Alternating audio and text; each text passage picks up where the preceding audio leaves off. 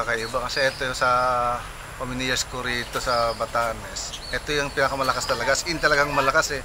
Compare mo sa Typhoon Kiko saka Ferdy. Yung Ferdy malakas dati, maraming sinira rito.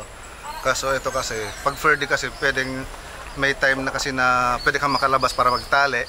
Samantalang ito wala eh. As in tuloy-tuloy na malakas. Tapos tinamaan pa kami ng parang mata niya kasi around 10 minutes yung pagitan. Tapos biglang lumakas ulit. Then yung hangin na kahit saang angulo nagagaling kaya ganun sin talaga. Pero ito kasi nawasak na sobrang ano na rin, marami nang pinagdaan ng bagyo na kumbaga niyog-yog ng mga malalakas tapos dito na bumigay after nung typhoon nung kinahapon na nagpaano ng reef from food pack. So may kinuha kami sa barangay na food pack naman kahit paano. Dito naman sa Batanes kasi sanay naman kami sa yung sa bagyo, part ng ano namin to, living namin yung bagyo. Kumbaga kasama na sa daily routine namin yung bagyo. So nga kaya yun, kami naman kasi hindi naman kami as in sa food pack lang naman umaasa. Pero masaya kami kasi kahit paano, merong tulong lagi ang government natin na nakahanda tumulong. Masaya kahit paano kasi na yun nga lang kasi nabibisita kami doon, may bagyo nga lang. Pero masaya kasi nabigyan kami ng natutuwa, parang nabigyan kami ng atensyon. Press Bongbong, maraming salamat kasi nabigyan nyo kami ng tulong. Dito naman sa Batas kasi every time na talagang laging may tulong ang government. Yun ang pasalamat namin, hindi kami nakakalimutan. So maraming salamat and pasalamat din sa pagbisita sa amin.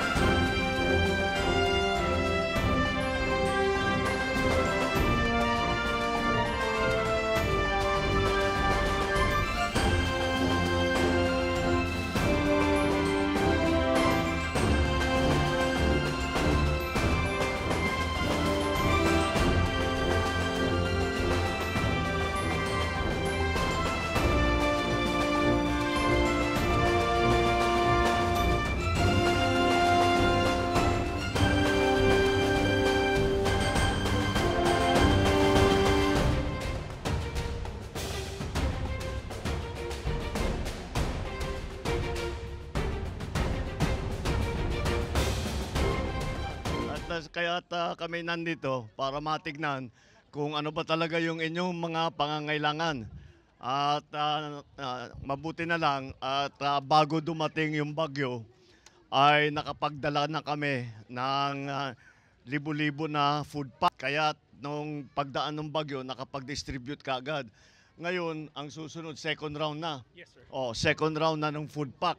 Pagkatapos ng food pack yung iba-ibang pangangailangan ng mga ibang pamilya, bawat bahay, kaya kailangan magbigay na kami ng cash. So magre-release na tayo ng tigte 10,000. Tigte 10,000 bawat household. Dinagdagan ng Speaker of the House ng 15 million ang release para sa tulong. Ang Office of the President na naman magre-release kami ng 25 million para sa inyo. Ang susunod na kailangan namin gawin ay yung pagkatapos nito, yung sa pag-rebuilding.